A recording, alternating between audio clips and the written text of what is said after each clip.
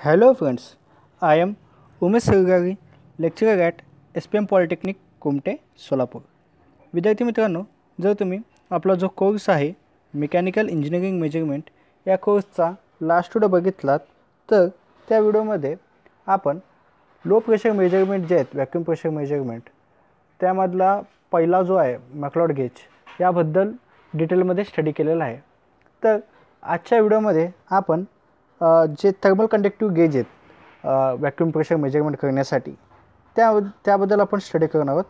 तर एक रिक्वेस्ट आहे की व्हिडिओ जो आहे तो शेवटपर्यंत बघा, कारण हा व्हिडिओमध्ये आपण जो थर्मल कंडक्टिव्ह गेज आहेत ते कोणत्या प्रिन्सिपलवरती काम करतात आणि कशाद्वारे म्हणजे थर्मल कंडक्टिव्हिटी जो असतो गॅसचा आणि प्रेशर या दोघांमधला रिलेशन जो आहे तो आपण या व्हिडिओमध्ये सविस्तरमध्ये पाहणार आहोत. पहिला थर्मल कंडक्टिव्ह गेज. आता थर्मल कंडक्टिव्ह गेजमध्ये दोन टाईपचे महत्त्वाचे गेज आहेत, एक फेरानी गेज आहे आणि दुसरं आहे थर्मोकपल. तर यांना थर्मल कंडक्टिव्ह गेज कशाला म्हणतात, कारण हे जे गेज आहेत हे गेज थर्मल कंडक्टिव्हिटीवरती काम करतात. म्हणजे तुम्हाला माहीत आहे थर्मल कंडक्टिव्हिटी जो असतो मटेरियलचा त्यावरती हे गेज काम करतात आणि त्याद्वारे हे प्रेशर मेजरमेंट करतात, म्हणून यांना थर्मल कंडक्टिव्हिटी गेज असे म्हणतात. आणि ते कसे म्हणजे प्रेशर आणि थर्मल कंडक्टिव्हिटी यामधले रिलेशन जे आहे ते आपण पुढं पाहणार आहोत. पहिला आहे Pirani gauge. Pirani gauge is a device which is used for the measurement of a pressure in a vacuum system or a very low pressure up to 10⁻⁻1 to 10⁻³ mm of Hg. म्हणजे पिगानी gauge जो आहे हा mostly vacuum pressure measurement करण्यासाठी use केला जातो आणि हा फक्त आणि फक्त व्हॅक्यूम प्रेशर मेजरमेंट करण्यासाठीच यूज केला जातो किंवा लो प्रेशर मेजरमेंट करण्यासाठी यूज केला जातो, कारण हाय प्रेशर मेजरमेंट करताना याचे जे रिडिंग्स आहेत ते इनॅक्युरेट भेटतात, म्हणून याचा प्रिफरन्स जो आहे तो फक्त याच रेंजमध्ये केला जातो 10⁻⁻1 to 10⁻³ mm of Hg. तर हे पण कशाला होतो म्हणजे हाय प्रेशर असताना त्याचे रिडिंग्स कशाला रॉंग घेतात त्याबद्दल पण आपण पुढे डिस्कस करणार आहोत. Next, the working of the gauge depends upon the variation of the thermal conductivity of the gas with pressure.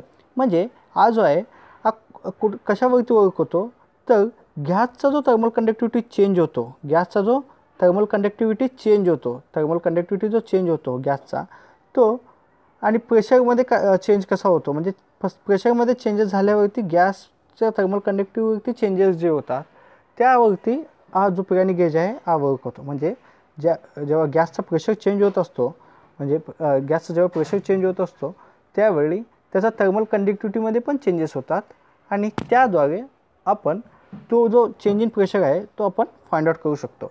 म्हणजे चेंज इन प्रेशर जो आहे तो कसा फाइंड आउट करू शकतो, त्याचं थर्मल कंडक्टिव्हिटीमध्ये जे चेंजेस आलेत त्याच्याद्वारे आपण change in pressure find out करू शकतो. या बेसवरती पिगानी गेज काम करतो. आता थर्मल कंडक्टिव्हिटी म्हणजे काय, आता एवढं उशीर झालं थर्मल कंडक्टिव्हिटी म्हणालो, मग नेमकं थर्मल कंडक्टिव्हिटी म्हणजे काय. जर तुम्ही बघितला थर्मल कंडक्टिव्हिटी जर तुम्ही हीट ट्रान्सफर किंवा थर्मोडायनामिक्समध्ये तुम्ही शिकला असाल, the ability of material to carry heat by conduction is called as the thermal conductivity. म्हणजे जेव्हा तुम्हाला माहिती आहे हीट ट्रान्सफरचे किती मोड आहेत, तो 3 मोड आहेत, एक कंडक्शन, कन्व्हेक्शन, रेडिएशन. आता कंडक्शनमध्ये कसा होतो, तुमचा लॅटिस व्हायब्रेशन असेल किंवा मॉलिक्युलर कोलिजन असेल त्या कॉन्टॅक्टमुळे जे हीट ट्रान्सफर होत असतो तो कंडक्शनद्वारे होत असतो. ॲक्च्युली हीट ट्रान्सफर म्हणजे काय हो, हीट ट्रान्सफर म्हणजे काय असतो, एनर्जी जो असतो आपला एनर्जी जेव्हा तुम्ही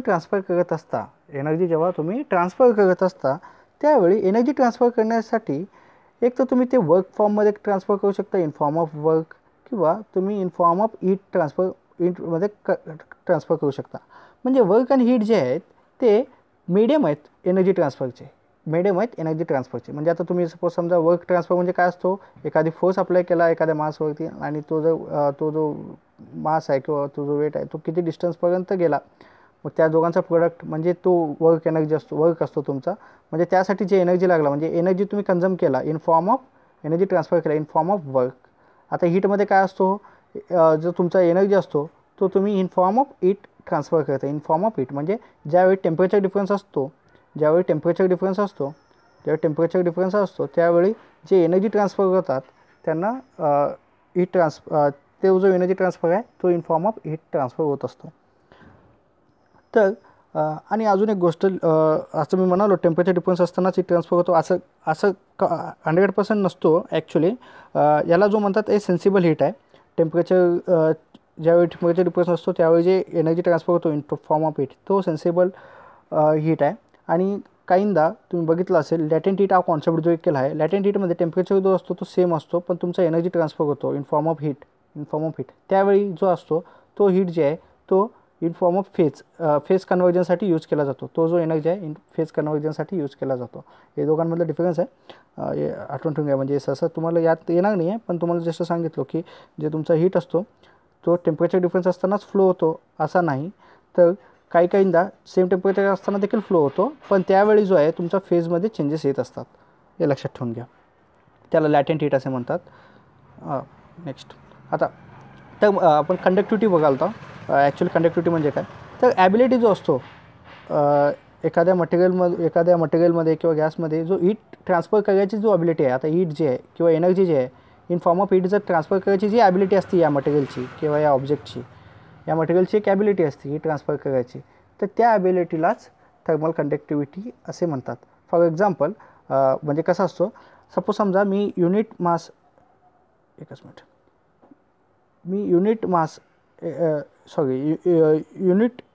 एरिया असलेला एखादी मटेरियल घेतलो, युनिट एरिया समजा, आणि युनिट लेंथ घेतलो मी.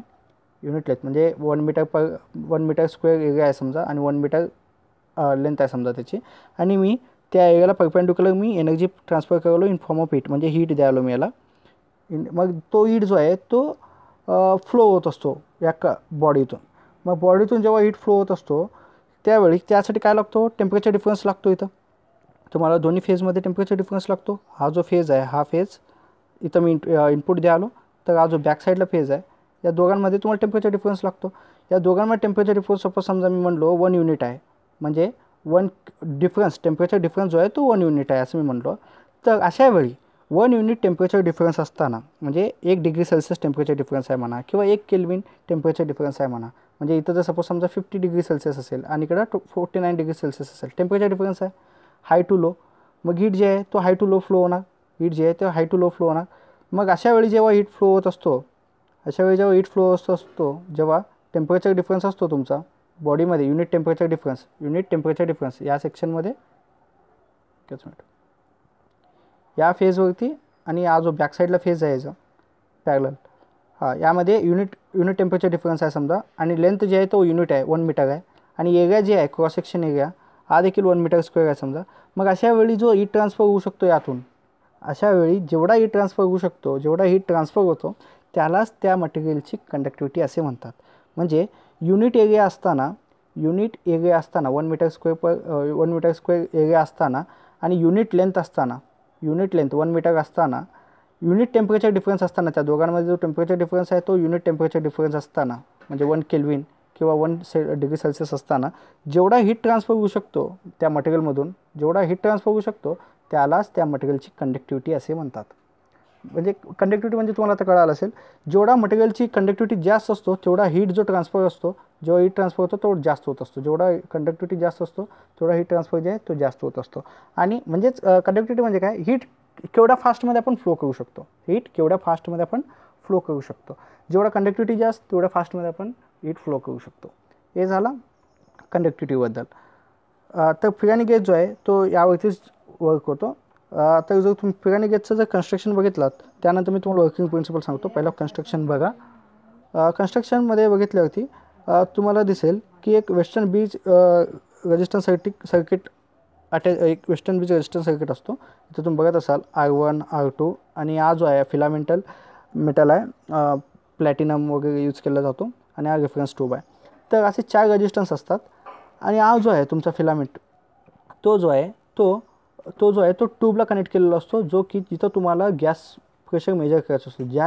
जिथं तुम्हाला गॅस प्रेशर मेजर करायचं असतो त्या ट्यूबला कनेक्ट केलेला असतो, किंवा हा जो एका ट्यूबमध्ये ओपन ट्यूबमध्ये घेतला जातो, म्हणजे हा ओपन ट्यूब असतो, आणि त्या ओपनिंगला तुम्हाला ज्या गॅसची प्रेशर मेजर करायचं आहे ते गॅसचं वॉल तिथं कनेक्ट केलेला असतो. आणि अजून एक असतो अजून एक जो तुमचा रजिस्टर असतो तो रेफरन्स ट्यूबमध्ये म्हणजे क्लोज्ड ट्यूबमध्ये बंद केलेला असतो. तर सहसा ह्याचा उपयोग कशाला होतो तर इन्व्हायरमेंटल याच्यावरती या सर्किटवरती इन्व्हायरमेंट इफेक्ट होत असतो. मग ते इन्व्हायरमेंट इफेक्ट नलिफाय करण्यासाठी किंवा त्याला करेक्ट करण्यासाठी हा जो रजिस्टर आहे त्याला रेफरन्स ट्यूबमध्ये म्हणजे क्लोज ट्यूबमध्ये ठेवला जातो. मग त्यामुळं जो ॲम्बियंट इफेक्ट असतो तुमचा तो ॲम्बियंट इफेक्ट जो आहे तो कमी होत असतो किंवा त्याला आपल्याला रिझॉल्व करता येतो. तर ॲक्च्युअल कन्स्ट्रक्शन जर आता कन्स्ट्रक्शन तुम्हाला कळालं असेल, एक विस्टर्न बीज असतो, त्यापैकी एक जो रजिस्टर आहे तुमचा प्लॅटिनम रजिस्टर असतो म्हणजे प्लॅटिनम फिलामेंट, तो एका गॅस ट्यूबमध्ये क्लोज केला असतो. म्हणजे गॅस ट्यूब जो आहे तो जो तुमचा सोर्स आहे गॅस सोर्स ज्याचा प्रेशर मेजर करायचा आहे त्याला ओपनिंग असतो. आणि दुसरा जो रजिस्टर आहे तो त्याला रेफरन्स ट्यूब असे म्हणतात, तो रेफरन्स ट्यूब क्लोज्ड असतो. आणि हा जो ब्रिज आहे ह्या ब्रिजला तुम्हाला पॉवर सप्लाय द्यावा लागतो. तुम्ही पॉवर सप्लाय दिलेला असता आणि पॉवर सप्लाय दिलेला असता तुम्ही यामध्ये एक तर कॉन्स्टंट करंट तुम्ही मेंटेन करू शकता. मग कॉन्स्टंट करंट तुम्ही मेंटेन केला तर पहिला ज्यावेळी तुम्ही हीट याला म्हणजे कोणताच पॉवर सप्लाय देत नाही म्हणजे प्रेशर देत नाही त्यावेळी काय होणार जे तुमचे रजिस्टन्स आहेत जर तुम्ही त्यांचं मल्टिप्लिकेशन बघितलात समोरासमोरचे रजिस्टन्सचे दोन रजिस्टन्सचं मल्टिप्लिकेशन आणि या दोन रजिस्टन्सचं मल्टिप्लिकेशन या दोन रजिस्टन्सचं मल्टिप्लिकेशन हे दोघांचा सेम असेल तर बीज जो आहे तुमचा तो स्टेबल असतो किंवा नल पोझिशनला असतो. कधी जेव्हा तुम्ही याला कोणताच प्रेशर देत नाही त्यावेळी या दोघांचं मल्टिप्लिकेशन आणि या दोघांचं मल्टिप्लिकेशन हा इक्वल असतो रेजिस्टन्सचा. मग त्यावेळी तो जो बीज आहे तुमचा तो स्टेबल असतो. मग असं कॉन्स्टंट जर तुम्ही करंट दिला त्याला कॉन्स्टंट करंट तुम्ही देतच गेला, पण जर तुम्ही समजा तुम्ही इथं प्रेशर जे आहे तो आता चेंजेस केला किंवा गॅस जे चेंजेस केला किंवा गॅस इथं सप्लाय करायला चालू केला ज्याचे प्रेशर, पण त्यावेळी काय होणार याची रजिस्टिव्हिटी जी आहे तो चेंज होणार. तो कसा चेंज होणार ते आपण पुढं बघू. फक्त जस्ट तुम्हाला शॉर्टमध्ये सांगतो याची रजिस्टिव्हिटी चेंज होणार. याची रजिस्टिव्हिटी चेंज झाल्यावरती काय होणार आता तुम्हाला माहिती आहे याचं प्रोडक्ट आता जे वेगळं येणार, याचा प्रोडक्ट आणि याचा प्रोडक्ट इक्वल नाही येणार. यांचा प्रोडक्ट जो आहे इक्वल टू यांचा प्रोडक्ट येत नाही, इक्वल नाही येणार. मग जो तुमचा बीज आहे तो अनबॅलन्स होणार. मग बीज जो आहे तो अनबॅलन्स होणार. मग त्यावेळी जेवढा तुमचा बीज अनबॅलन्स झालेला आहे तुम्ही त्या म्हणजे एक तर तुम्ही जे तुमचे रजिस्टर चेंज झालेले आहेत तुम्ही इनपुटमध्ये करंट सप्लाय चेंज करून त्याला पुन्हा स्टेबल आणू शकता. आणि जेवढा तुम्ही करंट सप्लाय केला किंवा जेवढा तुम्ही व्होल्टेजमध्ये चेंजेस केला त्या पुन्हा त्याला स्टेबल आणण्यासाठी तो जो चेंज इन व्होल्टेज आहे तो in form of the change in your pressure असतो. जो इथं तुमचा चेंज इन प्रेशर आहे तुम्ही अप्लाय केलेला चेंज इन प्रेशर जे आहे तो इन फॉर्म ऑफ दी तुम्ही चेंज इन व्होल्टेज असे काढू शकता. तर तो कसा ॲक्च्युली कोणकोणत्या प्रिन्सिपलवरती काम करतो ते आता मी तुम्हाला सांगतो.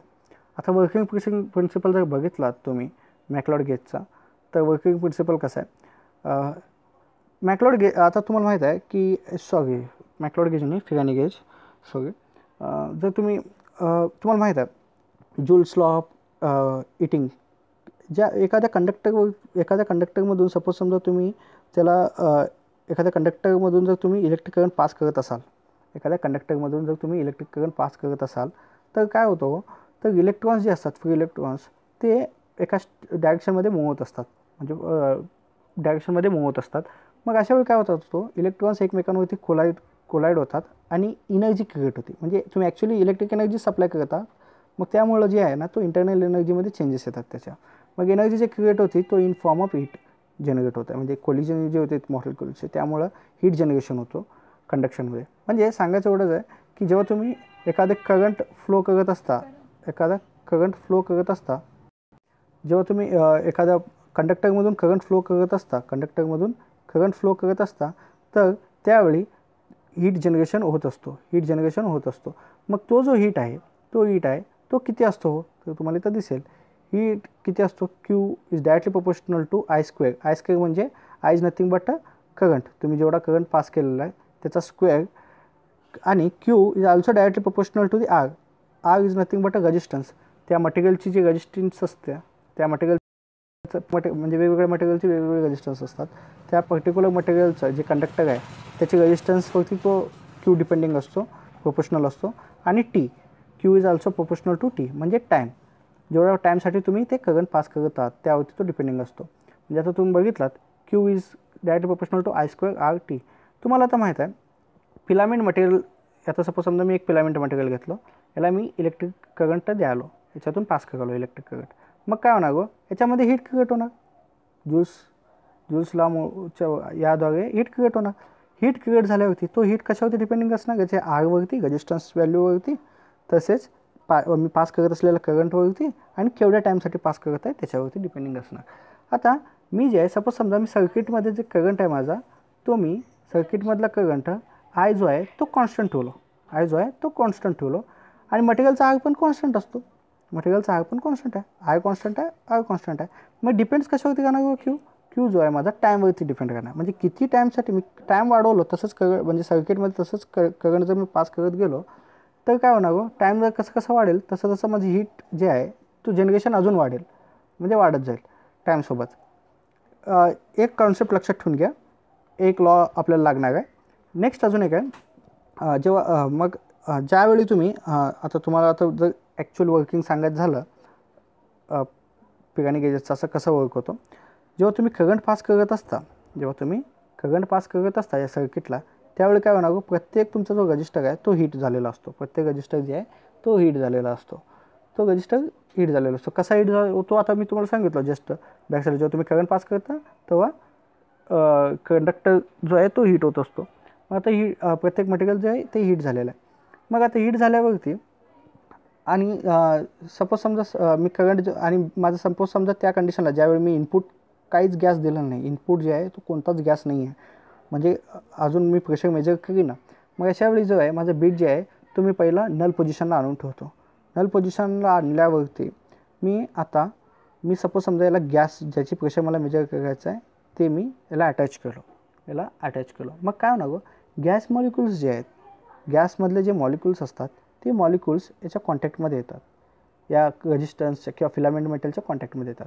मग आता फिलामेंट मेटलच्या कॉन्टॅक्टमध्ये आल्यावरती गॅस मॉलिक्युल्स, तिथं काय होणार, एनर्जी ट्रान्सफर होणार इन फॉर्म ऑफ हीट. म्हणजे तुमचा जो हे मॉलिक्युल्स आहेत, हे मॉलिक्युल्स जे हीट एनर्जी आहे ते ऑब्झर्व करणार आणि त्या हीट एनर्जी जे आहे ते ऑब्झर्व करणार. म्हणजे काय होणार, तुमचा जो जो आहे, जेव्हा तुम्ही हे कशावरती डिपेंडिंग असणार, तर जो तुमचा गॅस असतो त्याची कंडक्टिव्हिटीवरती डिपेंडिंग असणार. जेवढी जास्त कंडक्टिव्हिटी असणार तेवढा जे हीट आहे तो ऑब्झर्व करून घेऊ शकतो, म्हणजे तेवढा जो हीट आहे तो ट्रान्सफर होऊ शकतो. जस्ट आता आपण प्रिव्हियसली तुम्हाला सांगितलं होतं, जेवढा कंडक्शन असतो, जेवढी तुमची कंडक्टिव्हिटी असते गॅसची तेवढी जास्त ते हीट घेऊ शकतो. मग ज्यावेळी मटेरियल हे जे मॉलिक्युल्स आहेत हे जे हीट ऑब्झर्व करतात, हा जो हीटिंग एलिमेंट आहे त्यातून हीट ऑब्झर्व करतात, त्यावेळी काय होणार, तुमचा जो एलिमेंट आहे किंवा हा जो तुमचा फिलामेंट आहे त्याचा हीट लॉस होत आहे. हीट लॉस होत असल्यामुळे काय होणार, त्याचा टेम्परेचर जे आहे तो कमी होत असतो, कूल होत असतो तो. का, म्हणजे तो हीट लॉस करत आहे म्हणून त्याचा टेम्परेचर कमी होतं. मग एकदा टेम्परेचर कमी झाला, या सर्किटमधून जर टेम्परेचर कमी झाला तर हे बीज काय होणार, अनबॅलन्स होणार. मग आता अनबॅलन्स झाल्यावरती हे कशामुळे अनबॅलन्स झाला, तुमचा प्रेशर तुम्ही अप्लाय केला. मग प्रेशर अप्लाय केल्यामुळे ते जे मॉलिक्युल्स जे आहेत ते गॅसचे, ते मॉलिक्युल्स हीट एनर्जी घेतलं, कारण त्यामध्ये कंडक्टिव्हिटी आहे. मग हीट एनर्जी घेतल्यावरती काय झालं, तुमचा जो फिलामेंट आहे तो कूल झाला, म्हणजे त्याची टेम्परेचर कमी झालं, म्हणजे तुमचा जो बीज जे आहे तो अनबॅलन्स झाला. आता तुम्हाला बीजला जर पुन्हा बॅलन्स्ड करायचं असेल तर तुम्हाला काय करावं लागेल, तुमचा जो व्होल्टेज आहे, तुम्ही जे सप्लाय केलेलं व्होल्टेज आहे त्याच्यात चेंजेस करावं लागतील. मग तुम्ही पुन्हा व्होल्टेजमध्ये जर चेंजेस केलात, सप्लाय व्होल्टमध्ये जर चेंजेस केलात आणि पुन्हा जे तुमचा गेज आहे त्याला पुन्हा बॅलन्स केलात, तर तुम्हाला कळून येईल तुम्ही जे व्होल्टेज जे चेंज केलेला आहे तो इन प्रोपोर्शनल आहे तुमच्या प्रेशरला. म्हणजे जेवढा प्रेशर इथं चेंज होईल तेवढा तुम्हाला व्होल्टेज चेंज करावं लागेल तुम्हाला नलिफाय करण्यासाठी किंवा तुमचा बीज जो आहे तो स्टेबल आणण्यासाठी. मग हे झालं बेसिक. तर आता कंडक्टिव्हिटी जो असतो, जे कंडक्टिव्हिटी असतो गॅसचा, तो कशावरती डिपेंडिंग असतो. आता तुम्हाला हे बेसिक कळालं की बाबा म्हणजे प्रेशर आणि तुमचा जो व्होल्टेजमध्ये चेंजेस आहेत, म्हणजे तुम्ही change in pressure in form of change in voltage तुम्ही फाइंड आउट करू शकता. पण ॲक्च्युली किती मॅग्निट्यूडमध्ये, ते कसं आहे, तुम्हाला कंडक्टिव्हिटी जर बघितलात, conductivity of gas is equal to 1/3 into C into rho into L into VRMS. म्हणजे काय हो, K is nothing but conductivity of gas. म्हणजे गॅसची केवढी ॲबिलिटी आहे, हीट ऑब्झर्व करून घेण्याची ॲबिलिटी किंवा हीट ट्रान्सफर करण्याची ॲबिलिटी केवढी आहे ते म्हणजे K. C is nothing but specific heat. Specific heat त्या गॅसची किती आहे, स्पेसिफिक हीट म्हणजे तुम्हाला माहीत आहे की युनिट मास असताना, युनिट टेम्परेचर डिफरन्स असताना किती हीट युनिट मास असताना युनिट टेम्परेचर डिफरन्ससाठी किती हीट लागतो त्याला, ते म्हणजे त्याची स्पेसिफिक हीट.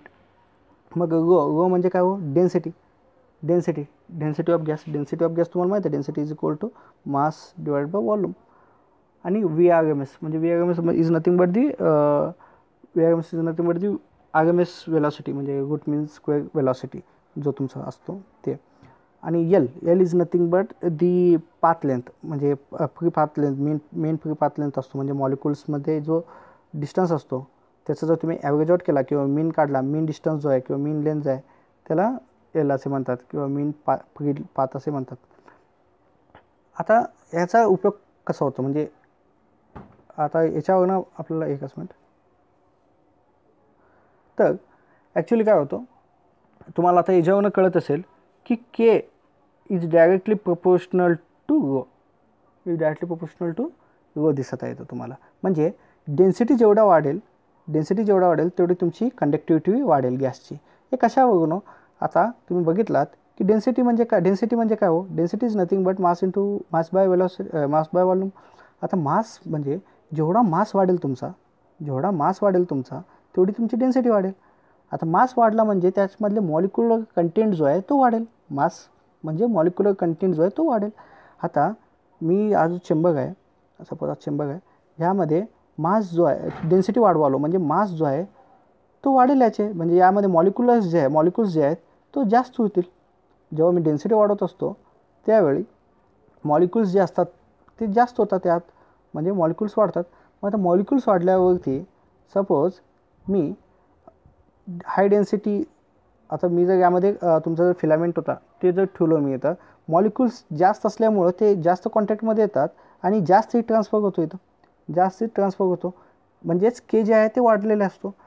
सांगायचं एवढंच आहे की जेव्हा तुम्ही हाय डेन्सिटी देत असता, हाय डेन्सिटी गॅस तुम्ही देता, त्यावेळी हाय डेन्सिटीमुळे काय होणार, तुम्हाला माहिती आहे हाय डेन्सिटीमध्ये मॉलिक्युल्स जास्त असतात, त्यामुळे तुमचा जो कंडक्टिव्हिटी आहे तो वाढतो.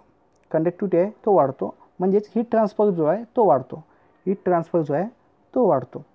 आता हीट ट्रान्सफर वाढलं की काय होणार हो, म्हणजे आता तुम्हाला कळेल की बाबा जेव्हा तुम्ही डेन्सिटी वाढवला त्यावेळी तुमचा हीट ट्रान्सफर वाढला किंवा कोएफिशियंट ऑफ कंडक्टिव्हिटी वाढला, म्हणजे तुमचा जो हीट ट्रान्सफर आहे तो वाढला.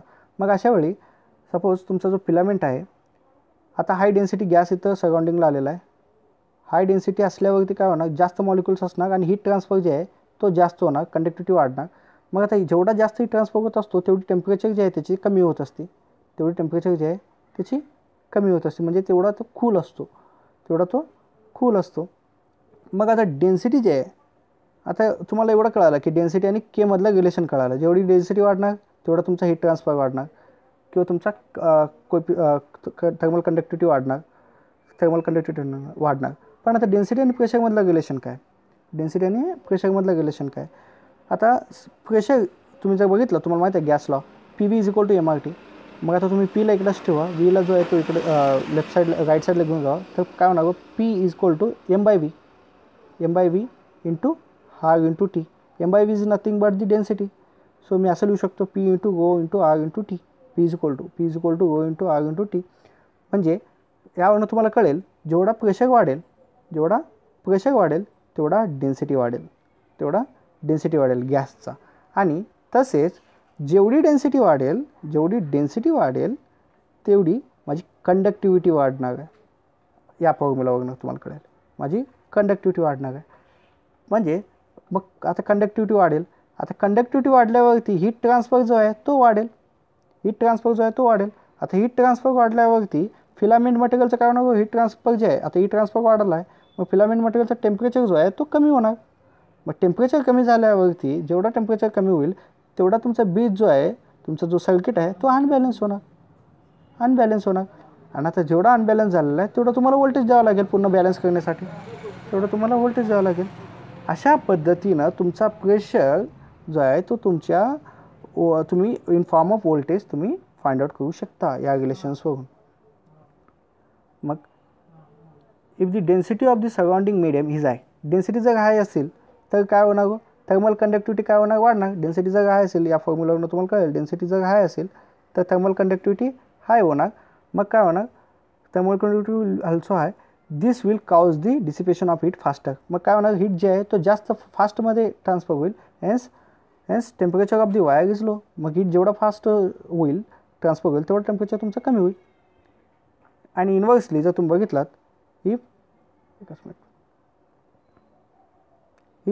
if density of the surrounding medium is low, thermal conductivity also low. Density कमी झाली की थर्मल कंडक्टिव्हिटी पण कमी होणार. This will cause the dissipation of heat slow.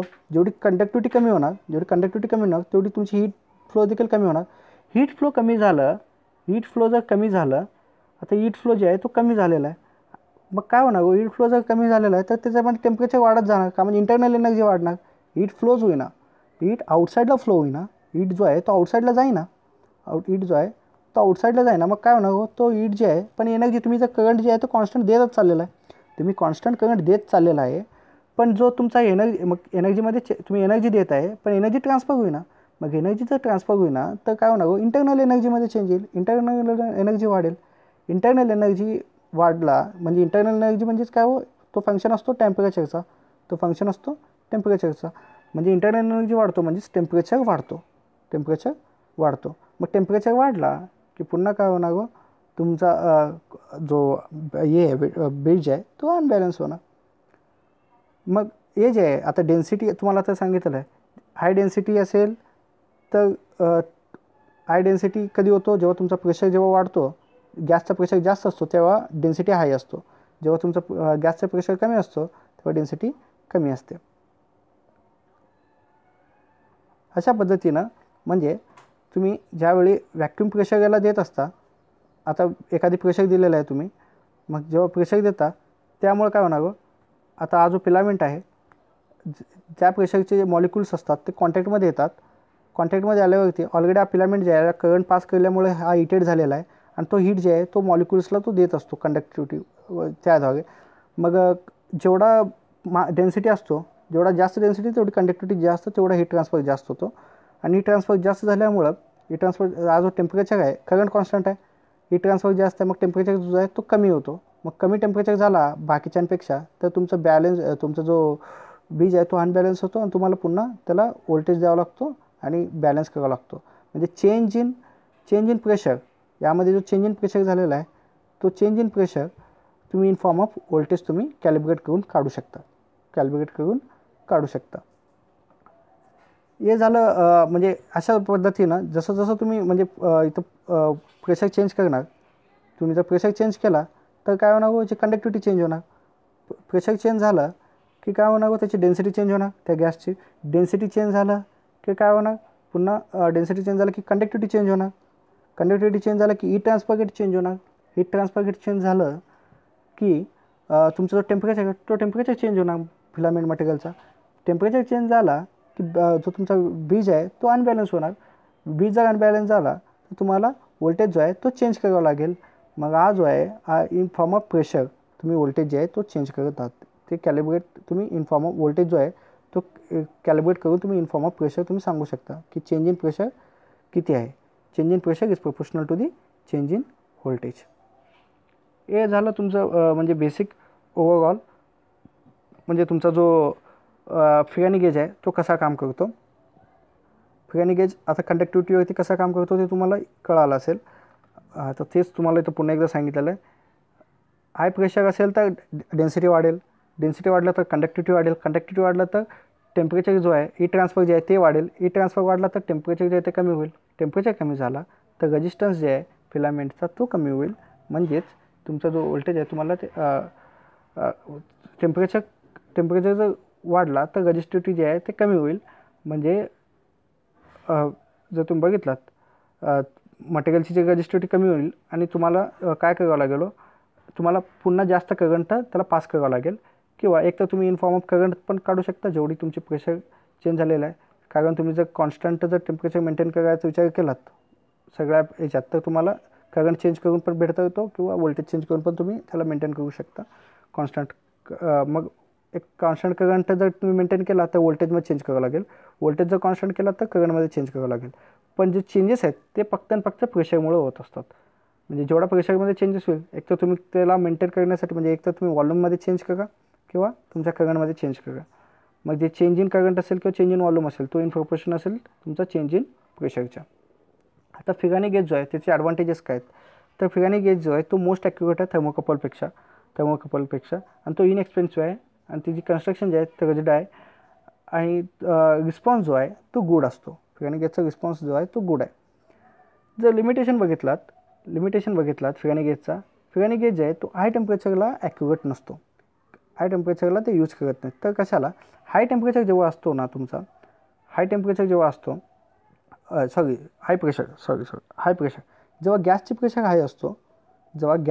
हाय असतो ना, त्यावेळी जर सपोज समजा तुम्ही प्रेशरमध्ये चेंजेस केलात, हाय प्रेशर कंडिशनला थोड्या प्रमाणामध्ये प्रेशरमध्ये जर चेंजेस झालं तर त्याची कंडक्टिव्हिटी जी असते ना, ते कंडक्टिव्हिटीमध्ये तेवढा फार चेंजेस होत नाहीत, तेवढ्या सिग्निफिकंटली चेंज होत नाही.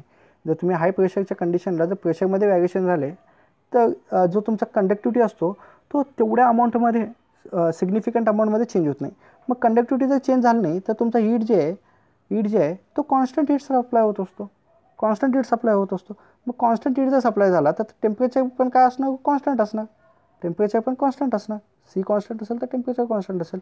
मग टेम्परेचर जर कॉन्स्टंट असेल तर तुम्हाला व्हॉल्यूममध्ये व्होल्टमध्ये चेंज करावं लागत नाही आणि करंटमध्ये पण चेंज करावं लागत नाही. मग तुम्हाला प्रेशरच मोजता येत नाही, की म्हणजे तुम्ही कसं मोजत होता प्रेशर, जेवढा तुमचा करंटमध्ये चेंज होईल किंवा जेवढा तुमचा व्हॉल्यूममध्ये चेंज होईल, जेवढा तुमचा व्होल्टमध्ये चेंज होईल, सप्लाय व्होल्टेजमध्ये तुम्ही चेंज करेल बीजला स्टेबल ठेवण्यासाठी जेवढा तुम्ही व्होल्टेजमध्ये चेंज करता तेवढे तुमची प्रेशर इन प्रोपोर्शन प्रेशरमध्ये चेंजेस झाल्याने असतो, किंवा करंटमध्ये जेवढे चेंजेस करता तेवढा तुमचा प्रेशरमध्ये चेंजेस झाल्याने असतो. पण या हाय प्रेशर कंडिशनला काय होत आहे, हाय प्रेशर कंडिशनला तुमचा जो चेंज इन प्रेशर आहे त्यावेळी तुमचा जो कंडक्टिव्हिटी असतो तो तेवढा चेंज होत नाही, तो ऑलमोस्ट कॉन्स्टंटच असतो. कंडक्टिव्हिटी जर कॉन्स्टंट असेल तर तुमचा जो हीट ट्रान्सफर आहे तो देखील कॉन्स्टंट असतो. हीट ट्रान्सफर जर कॉन्स्टंट असेल तर तुमचा टेम्परेचर जो आहे तो कॉन्स्टंट असतो. टेम्परेचर जर कॉन्स्टंट असेल तर तुमचा करंट पण कॉन्स्टंट असल्याने मग तुम्हाला जो चेंज इन हाय प्रेशर झालेला आहे तो तुम्हाला मेजर करता येत नाही. म्हणून हाय प्रेशर कंडिशनला तुम्हाला फिगानी गेज जो आहे तो यूज करता येत नाही. आणि ट्रान्झिएंट रिस्पॉन्स असतो, याचा जो रिस्पॉन्स आहे त्याला रिस्पॉन्स देण्यासाठी थोडाफार टाईम लागत असतो, म्हणजे असं क्विक रिस्पॉन्स जो आहे तो देत नाही. याचे लिमिटेशन्स आहेत. नेक्स्ट आहे आपला थर्मोकपल. आता थर्मोकपल जे आहे तो देखील सेम प्रिन्सिपलवरती वर्क होतो, जे की आता आपण बघितलो कंडक्टिव्हिटीचा प्रिन्सिपलवरतीच वर्क होतो. पण थर्मोकपलचा कन्स्ट्रक्शन जे आहे तो वेगळा असतो. यामध्ये तुमचा थर्मोकपल यूज केला जातो प्रेशर मेजरमेंट करण्यासाठी. आता कसा काम करतो, जर तुम्ही जर कन्स्ट्रक्शन बघितलात तर एक ट्यूब असतो, ग्लास ट्यूब. आता हा ट्यूबमध्ये तुमचा एक फिलामेंट मेटल किंवा टंगस्टनचा मेटल असेल किंवा तुमचा प्लॅटिनमचा तो प्लेट ठेवलेला असतो, आणि त्या प्लेटला तुमचा थर्मोकपल जो असतो तो कनेक्ट केलेला असतो. थर्मोकपल जो आहे तो कनेक्ट केलेला आहे. तुम्हाला थर्मोकपलचा फंक्शन माहीत आहे. थर्मोकपलचं तुम्हाला फंक्शन माहीत असेल की काय होतं, जेव्हा तुम्ही जेव्हा जंक्शन असतो म्हणजे दोन डिसिमिलर मेटल्स असतात, जेव्हा दोन डिसिमिलर मेटल्स एका ठिकाणी मर्ज होतात किंवा एका ठिकाणी जॉईंट होतात, हे दोन डिसिमिलर मेटल आहेत, मग त्याला जंक्शन असे म्हणतात. जिथं जॉईंट होतं त्याला जंक्शन असे म्हणतात. जर तुम्ही सपोज समजा हे जे जंक्शन आहे ते डिफरंट टेम्परेचरला मेंटेन केलात, एक हाय टेम्परेचर आणि एक लो टेम्परेचरला मेंटेन केलात, तर काय होणार हो, त्यावेळी त्यामध्ये इलेक्ट्रॉन्स फ्लो व्हायला चालू होतो. म्हणजेच इन फॉर्म ऑफ करंट जो आहे किंवा in form of electric energy flow व्हायला चालू होते. जेव्हा तुम्ही टेम्परेचर डिफरन्स मेंटेन करता दोघां जंक्शनमध्ये त्यावेळी तुम्हाला जो आहे इलेक्ट्रॉन्स फ्लो होतात.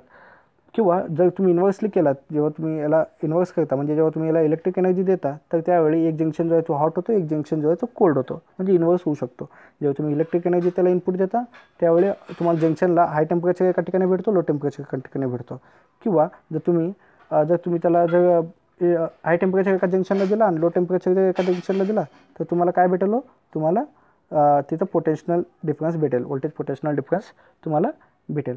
तर हे जे हे सीबॅक इफेक्ट, याला सीबॅक इफेक्ट असे देखील म्हणतात. हे मी थोडक्यात तुम्हाला सांगितलं. थर्मोकपल तुम्ही ऑलरेडी फिजिक्समध्ये शिकलेलाच असाल. मग आता तो थर्मोकपल चा यूज करून आपण प्रेशर कसा मेजर करायचा, तर आता जस्ट आपण बघितल्यावाने आता सपोज समजा एकच मिनिट, आता मी याला कॉन्स्टंट करंट देत आहे. हा जो आपला टंगस्टन मटेरियल आहे किंवा जो तुमचा फिलामेंट मटेरियल आहे त्याला मी कॉन्स्टंट करंट देत आहे. मग कॉन्स्टंट करंट दिल्यावर काय होणार, क्यूला जर मी constant current Q is equal to I square R T, तुम्ही आता बघितलेलं आहे, Q is equal to R square R T. मी आता कॉन्स्टंट सी कॉन्स्टंट आहे, आय कॉन्स्टंट आहे, कॉन्स्टंट करंट द्यालो. आर देखील कॉन्स्टंट असतो मटेरियलचा आणि टाईम जे आहे तो टाईमवरती डिपेंडिंग असतो. आता किती मी टाईम देतो तेवढं क्यू माझी चेंज होईल. मग तुम्ही कॉन्स्टंट जर दिलो तर आता मी कॉन्स्टंट करंट देत आहे याला. आणि सपोज मग कॉन्स्टंट करंट देत असताना याची जो टेम्परेचर आहे, याची टेम्परेचर जे आहे तो टेम्परेचर कोण मेजर करत आहे, थर्मोकपल मेजर करत आहे. आणि तो जे आहे तो in form of voltage difference तुम्हाला इथं दाखवतो. थर्मोकपलचा फंक्शनच आहे. टेम्परेचर जे चेंजेस झालेले आहे तो इन फॉर्म ऑफ तुम्हाला व्होल्टेज इथं दाखवतो. त्याच्यामध्ये EMF जनरेट होतो. ज्यावेळी तुम्ही याला एक प्रेशरमध्ये चेंज करता, गॅसच्या प्रेशरमध्ये चेंज करता, मग काय होणार, तुमचा जो मटेरियल आहे त्याच्या मटेरियलच्या सराउंडिंगला तुमचा जर प्रेशर चेंज झाला म्हणजे काय होणार, डेन्सिटी जी आहे ते गॅसची तो चेंज होणार. डेन्सिटी चेंज झाली की ते मॉलिक्युल्स कंटेंट जे आहेत ते चेंज होणार. मॉलिक्युलर कंटेंट जर चेंज झाले तर हीट ट्रान्सफर रेट चेंज होणार. सपोज हाय प्रेशर असेल, प्रेशर जर जास्त असेल तर तुमची डेन्सिटी जास्त असणार म्हणजे मॉलिक्युलर्स जास्त असणार. आणि प्रेशर जर जास्त असेल तर काय होणार, तुमचा डेन्सिटी जास्त असणार, मॉलिक्युलर जास्त असणार आणि हीट ट्रान्सफर जे आहे तो जास्त होणार. हीट ट्रान्सफर जे आहे तो जास्त होणार म्हणजे तुमची कंडक्टिव्हिटी पण जास्त असणार. आता कंडक्टिव्हिटी वाढली की म्हणजे हीट ट्रान्सफर जे वाढलं, हीट ट्रान्सफर वाढल्यावरती काय होणार, टेम्परेचर जो आहे हीट ट्रान्सफर जास्त होत आहे. हीट लॉस जास्त आहे. हीट लॉस जास्त असलं तर तुमचं टेम्परेचर जो आहे तो कमी होत असतो. कारण तुम्ही आय जे आहे तो कॉन्स्टंट देत आहे, करंट जे आहे ते कॉन्स्टंट आहे तुमचा, मग तुमचा जो टेम्परेचर आहे तो कमी होत आहे. आता टेम्परेचर जे कमी झालेलं आहे, change in temperature due to change in pressure. आता हे चेंज इन टेम्परेचर जे आहे तो in form of voltage, change in voltage in voltmeter जे कनेक्ट केलेलं थर्मोमीटरला तुम्ही तिथं मेजर करू शकता. म्हणजे change in temperature is measured in form of the change in voltage due to the thermocouple, but change in temperature, why it changes temperature? Because the change in pressure.